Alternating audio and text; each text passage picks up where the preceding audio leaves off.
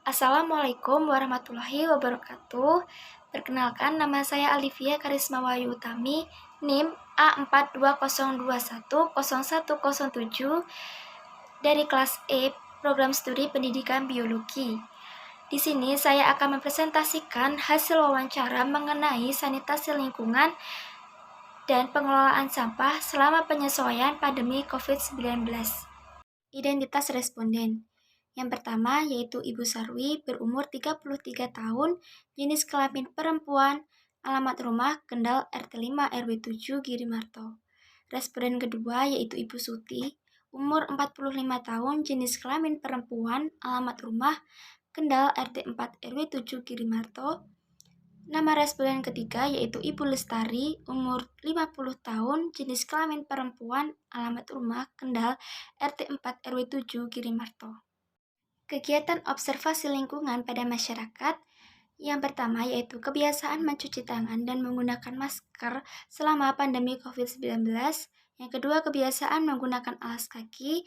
Yang ketiga, kebersihan kuku. Keempat, formulir observasi sanitasi air bersih lingkungan. Kelima, formulir observasi air bersih. Yang keenam, formulir observasi jamban. Yang ketujuh, formulir saluran pembuangan air limbah. Pertama, yaitu kebiasaan mencuci tangan. Ditinjau dari hasil wawancara, dari ketiga responden, kebiasaan dalam hal mencuci tangan dan menggunakan masker sudah dilakukan dengan baik.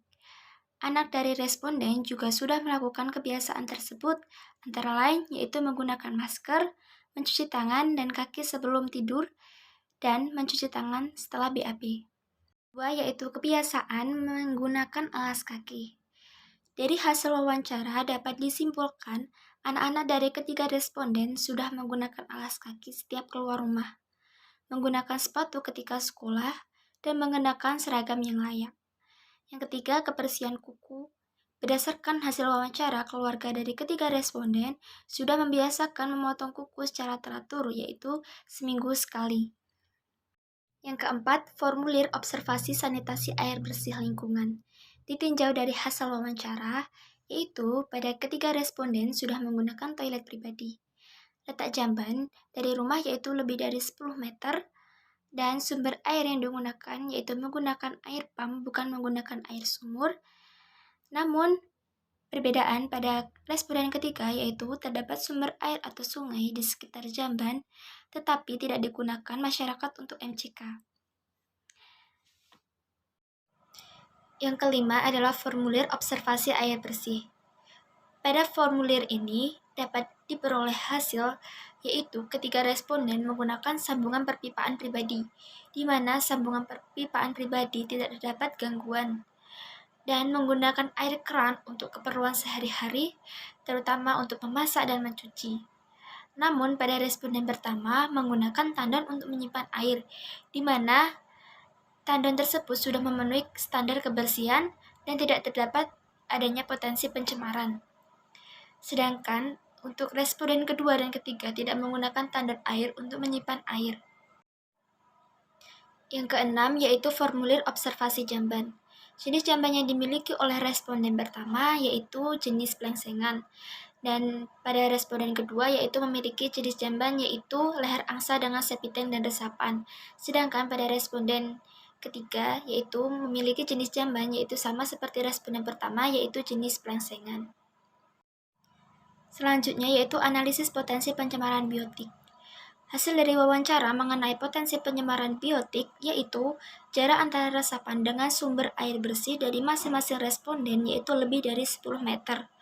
Dan letak sumber air lebih tinggi daripada lubang resapan. Jamban sudah dilengkapi dengan rumah jamban dan jamban sudah tertutup.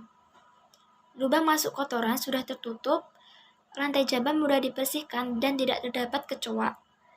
Lantai jamban juga tidak menimbulkan genangan, luas jamban lebih dari 1 kali 1 meter. Air jamban mudah digelontorkan. Pada responden 1 dan kedua yaitu sudah tersedia sabun di jamban, sedangkan pada responden ketiga tidak tersedia sabun di jamban. Selanjutnya nomor 7 yaitu formulir saluran pembuangan air limbah. Hasil mengenai saluran pembuangan air limbah dari ketiga responden yaitu air buangan yang berasal dari septic tank tidak dialirkan ke pekarangan rumah. Air buangan yang diresapkan juga tidak mencemari sumber air. Air buangan tidak menimbulkan genangan sehingga tidak menimbulkan bau yang tidak sedap.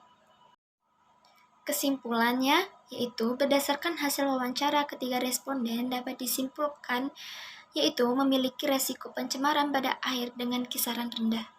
Resiko pencemaran pada sumber perpipaan dengan kisaran masih dalam tingkat rendah dan memiliki potensi pencemaran biotik dengan resiko pencemaran kisaran rendah.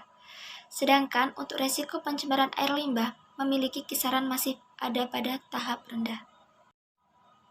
Selanjutnya yaitu dalam pengelolaan sampah selama penyesuaian pandemi COVID-19. Hasil wawancara mengenai pengelolaan sampah pada ketiga responden yaitu yang pertama, menggunakan tempat sampah yang tidak kedap air. Yang kedua, tempat sampah dalam kondisi terbuka. Yang ketiga, tempat sampah terbuka sehingga mudah mengotori tangan. Yang keempat, tempat sampah dibersihkan setiap seminggu sekali dan setiap 3 hari sekali. Yang kelima, tempat sampah cukup untuk menampung dan mudah diangkat. Yang keenam, tempat pembuangan sementara berjarak lebih dari 10 meter dan jauh dari sumber air bersih. Yang ketujuh, di TPS tidak terdapat hewan ternak sehingga tidak berpotensi menimbulkan penyakit. Berikut cara pengelolaan sampah. Ditinjau dari hasil wawancara, maka dapat disimpulkan cara pengolahan sampah yang benar yaitu yang pertama, menggunakan tempat sampah kedap air. Yang kedua, menyediakan 2 tempat sampah untuk organik dan anorganik. Yang ketiga yaitu mendaur ulang sampah atau mengubah sampah menjadi pupuk kompos. Yang keempat, menggunakan tempat sampah yang tertutup dan membuang sampah setiap hari. Selanjutnya, solusi yang dapat saya tawarkan yaitu berdasarkan kesimpulan di atas, maka dapat diambil solusi yaitu respondennya menggunakan tandon untuk menyimpan air sebaiknya memastikan terlebih dahulu kebersihannya agar tidak terjadi potensi pencemaran pada sistem perpipaan. Memastikan lubang masuk kotoran selalu dalam keadaan tertutup, dan selalu memastikan air buangan tidak dialirkan ke pekarangan rumah, agar tidak menimbulkan bau yang tidak sedap. Sekian yang dapat saya sampaikan, kurang lebihnya mohon maaf. Terima kasih. Wassalamualaikum warahmatullahi wabarakatuh.